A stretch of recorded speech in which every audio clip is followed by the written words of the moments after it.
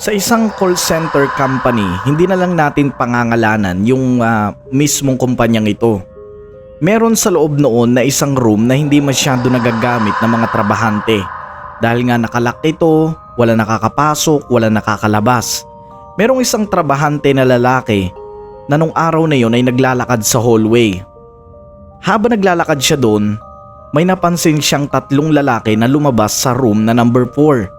Yun ang room na hindi pinapagamit ng kumpanya. Walang kahit sino nakakapasok doon. Hindi na rin ginagamit ang room na yon. Kaya nagtaka itong lalaking ito kung bakit may tatlong lalaki na lumabas doon.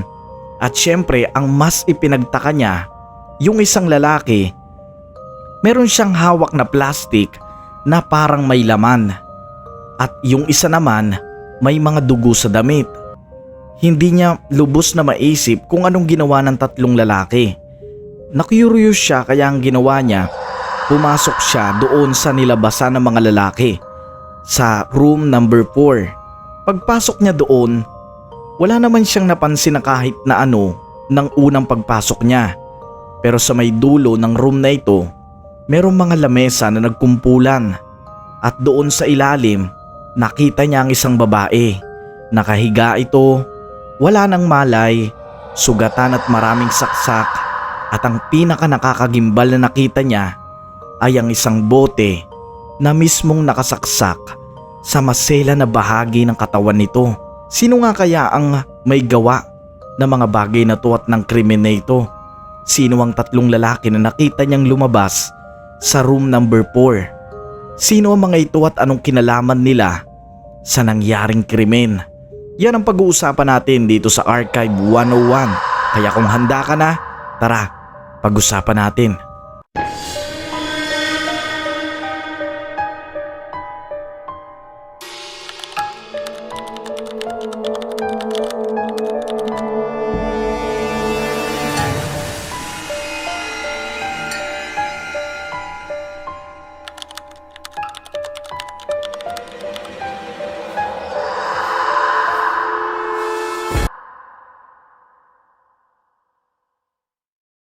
Bago po tayo magsimula, ipakilala muna natin ang mga tauhan natin dito sa kwentong ito. Nandito sina Jenny, ang babae na call center agent. Pati na rin si Jefferson na kanyang nakababatang kapatid. At syempre yung kanyang nanay na si Pia o Nanay Pia. Maganda naman ang buhay nila noon. Medyo maayos naman pero syempre dahil breadwinner itong si Jenny, siya ang nagtatrabaho para sa pamilya niya.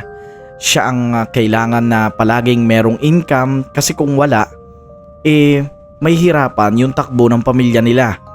Ito namang si Jefferson na kapatid nitong si Jenny, nakababatang kapatid niya, medyo hindi ito nagsisipag sa pag-aaral, parang napariwara kasi ito dahil nung mawala yung mga magulang nila, yung ama nila, parang medyo tumagilid na ito sa pag-aaral at ayaw niya nang ituloy yung pag-aaral niya.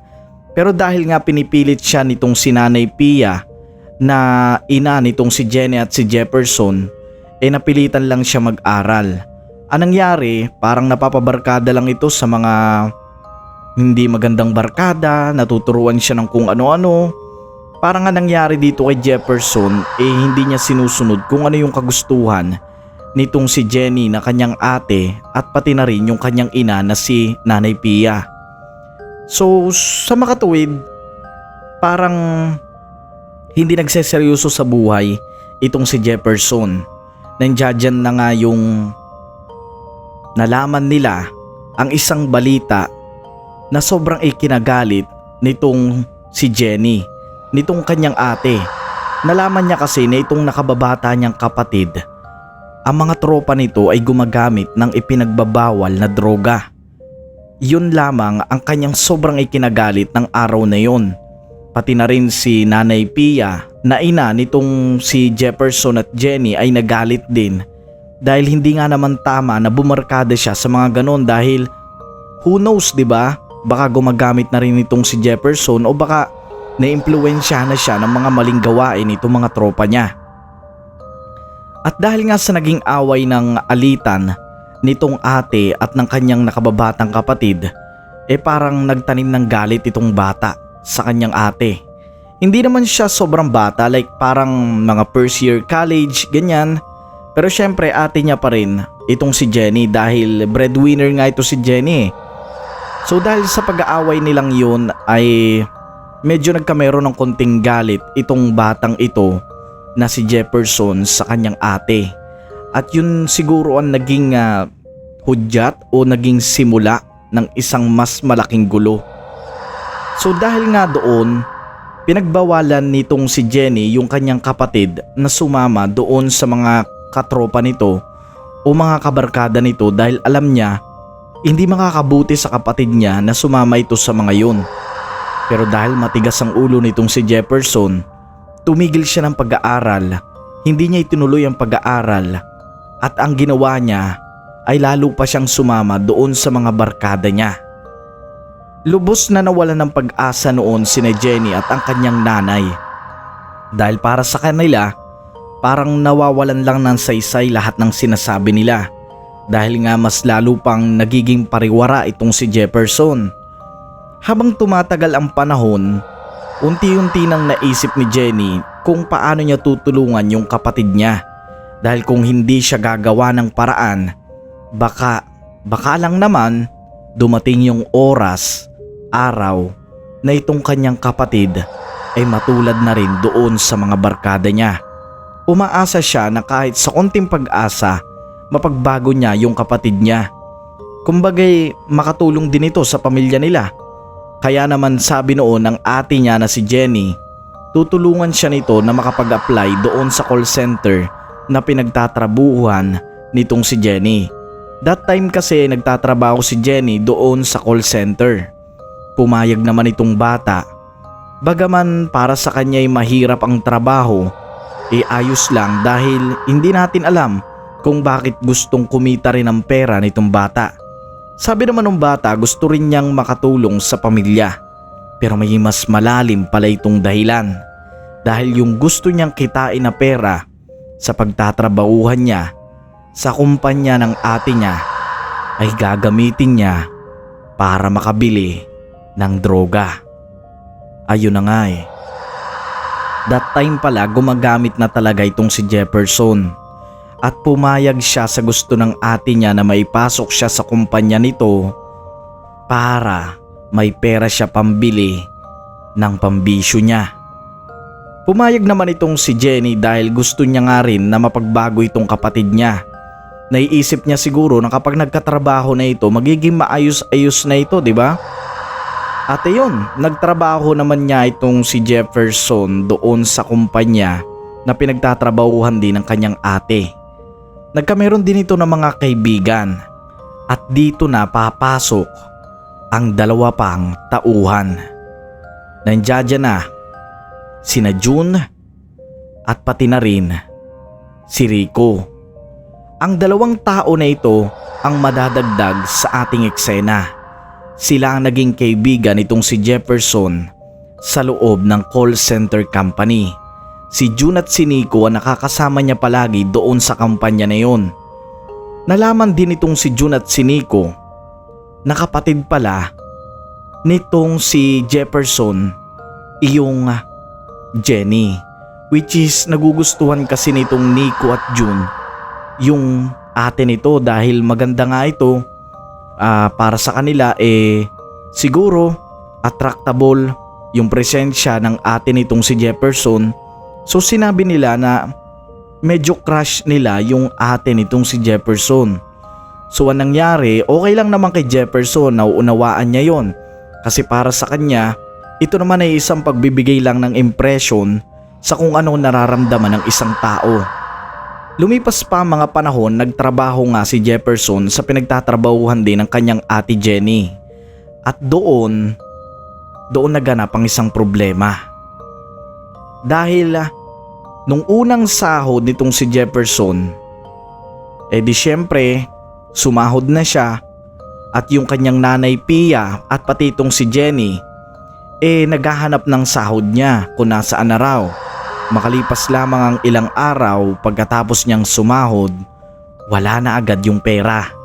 Saan napunta yun? At doon nalaman nitong kanyang ate Jenny na ang pera pala na kinita niya sa trabaho ay ibinili niya ng droga. Naging matindi ang gabi na yon dahil sobrang nagalit itong ate ni Jefferson. Sinisisi niya ito kung ano-ano mga sinasabi niya, pinagmumura niya, siguro dahil na rin sa galit. Like, ikaw ba naman ilakad mo yung kapatid mo sa loob ng isang kumpanya para lamang makapagtrabaho ito? Tapos malalaman mo na ginagawa lang pala niya ito dahil gusto niyang makabili ng bisyo niya. Nang mangyari ang away ng dalawang ate at pati na rin yung kanyang kapatid, inawat naman sila ng kanyang nanay Pia. Doon na nagsimulang magbago itong si Jefferson. Minsan napapansin itong si Jenny, matalim ang titig nito sa kanya. Minsan parang yung titig nito parang may pagnanasa. Nararamdaman yun ni Jenny kasi para sa kanya bilang babae, alam niya at nararamdaman niya kung ano yung iniisip ng ibang lalaki. Marami na rin kasi siyang na-encounter na ganito actually. Dahil nga, syempre, isa siyang babae at medyo may mukha itong si Jenny at maganda yung pangangatawan niya. Marami na siya na-encounter na mga ganitong klase ng lalaki. At doon niya nagsimula na parang naramdaman niyang iba na yung kapatid niya kumpara noon. Nagtanim ng galit itong si Jefferson sa kanyang ate.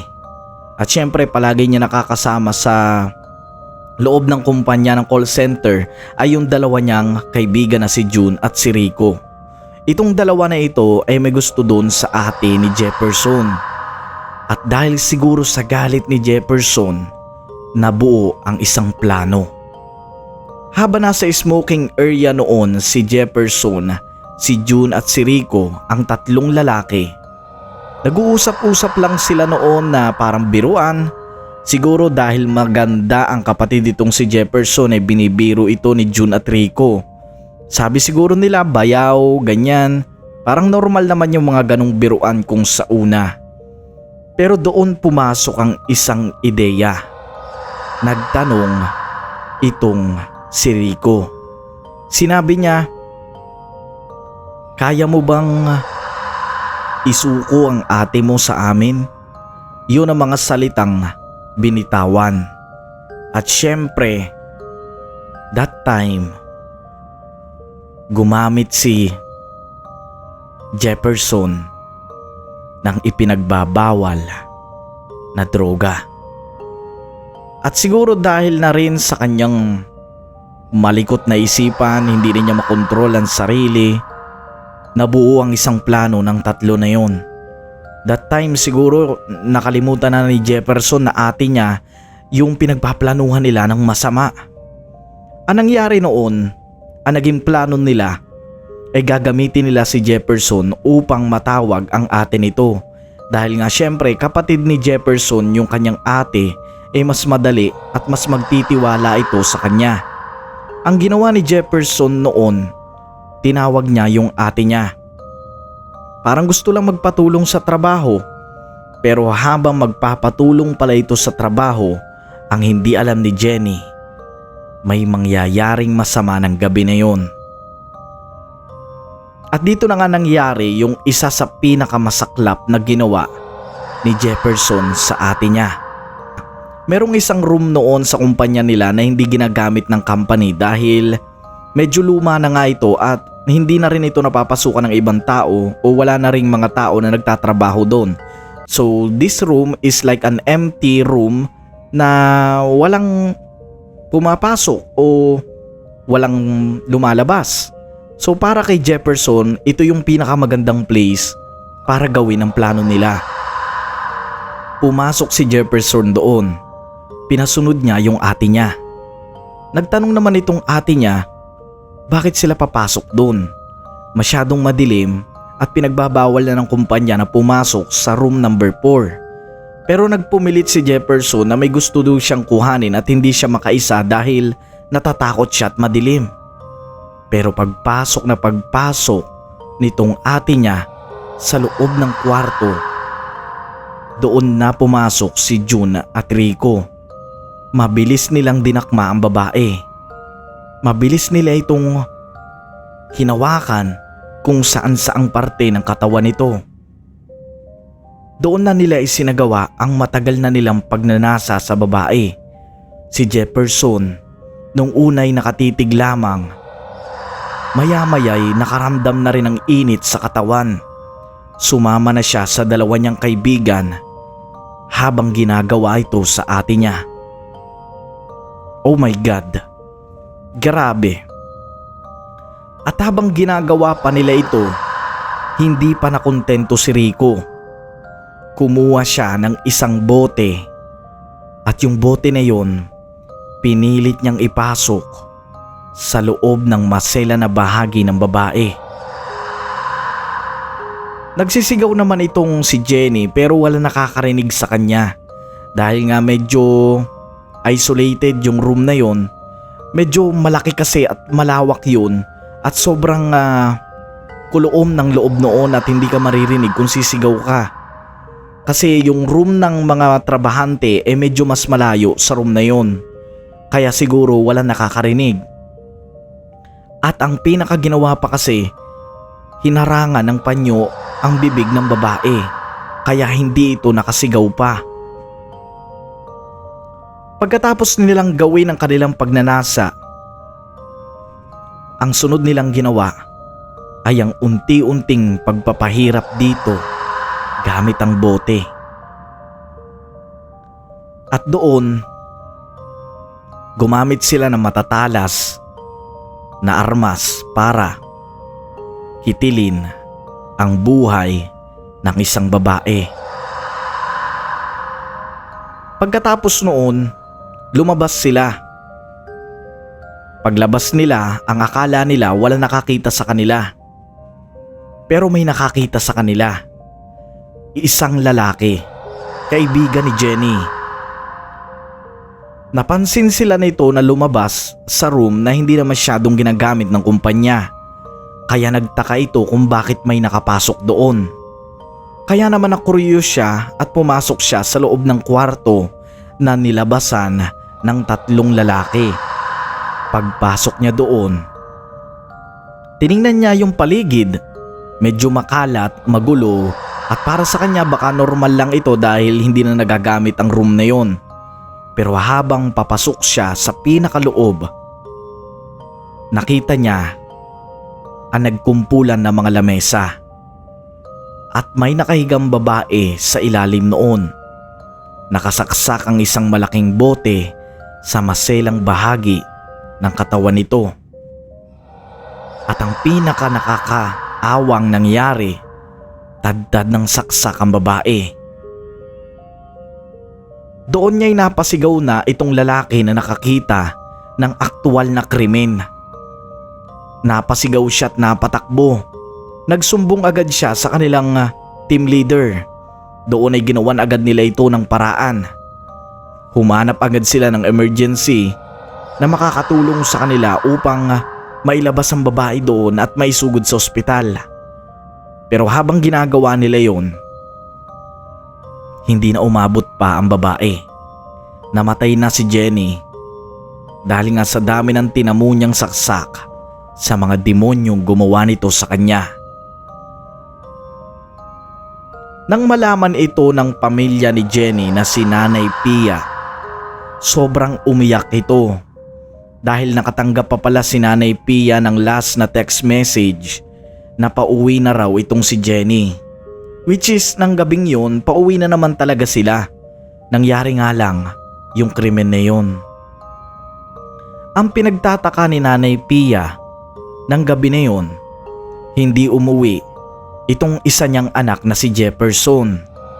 Siyempre dahil nga kapatid ito ni Jenny, dapat ito yung mas may pake sa nangyari. Lalo pa at kasama niya yung ate Jenny niya sa pinagtatrabahuhan niya. Kaya marami nagtaka at maraming konklusyon ang nabuo. Hindi kaya may kinalaman talaga si Jefferson? Hindi kaya siya ang mastermind ng pagpaplano ng pagpatay sa mismong ate niya? Matagal na hindi umuwi itong si Jefferson sa kanilang bahay. Kaya naman yung kanyang nanay Pia ay medyo nag-alangan na, medyo nag-isip na ng masama sa kanya. Hindi na kasi ito nagparamdam pa at ilang araw itong hindi umuwi. Parang naglaho na lang ito na parang bula. Pati na rin ang dalawa ni Rico at June na kaibigan nitong si Jefferson. Hindi na muli pang nakita sa kumpanya. Nag-awol ang mga ito matapos ang insidente. Doon mas lalong tumibay ang investigasyon na baka may kinalaman ang tatlong ito sa nangyaring trahedya, sa nangyaring krimen sa babaeng si Jenny. Sobra naging iyak noon ni Nanay Pia dahil hindi niya matanggap na parang may kinalaman pa itong anak niya na si Jefferson sa nangyari. Doon lang kasi medyo nagkokonekta mga ebidensya. Nakita kasi sa CCTV na ang last na kasama nitong si Jenny ay ang kanyang kapatid na si Jefferson. Oh my God! At sa CCTV na yun, nakita rin ang pagtakas ng tatlong lalaki ng gabing yun. Saktong oras nang makita ang bangkay ni Jenny. Nakita na sumakay ng tricycle ang tatlong mga suspect at simula ng araw na yon ay hindi na sila muli pang nakita. Isa lamang ang pumasok sa isip ng mga pulis. Baka may kinalaman sila sa nangyari. Pinatibay pa ng pinatibay ang mga ebidensya hanggang sa isang araw sumuko si Rico. Ang isa sa mga person of interest ng araw na yon dahil nga wala namang ibang tumutugma sa mga ebidensya kung sino ang huling nakasama ni Jenny. Naging person of interest sina Rico, si June at si Jefferson. Sumuko si Rico at inamin niya ang kanyang kasalanan. Doon niya na rin sinabi na kasama niya sa pagpatay ay ang kapatid mismo ni Jenny na si Jefferson. Nagulat ang mga pulis sa kanilang nalaman. Kahit ang mga investigador, hindi nila mawari na kayang gawin ito ng isang kapatid sa sarili niyang ate. Sobrang nagalit itong Nanay Pia dahil nga sobrang mahal na mahal niya itong anak niya na si Jenny, ay hindi niya malubos na maisip na kayang gawin ito ng anak niya rin na si Jefferson, na mismong ito pa nag-set up sa kanyang ate. Magmula noon, hinanap nila ang dalawa pang nawawala. Yun ay sina June at sina Jefferson. At natagpuan sila sa Quezon City. Doon sila nagtatago. Dahil nga siguro sa mga intelligence na nakalap nila na meron nagtatago doon na kriminal, ay agad na rin nilang nadukot itong si Jefferson at si June. Pero ang sinabi ni Jefferson ay itinanggi niya na may kinalaman siya. Pero ang dalawa na kanyang kaibigan, dinidikdik siya na kasama siya. Ano matututunan natin sa krimen na ito? Ano kaya mapupulot nating aral? Kung sana lang hindi nakinig itong si Jefferson sa dalawang demonyo niyang kaibigan, baka buhay pa yung ate niya na napakabait sa kanya.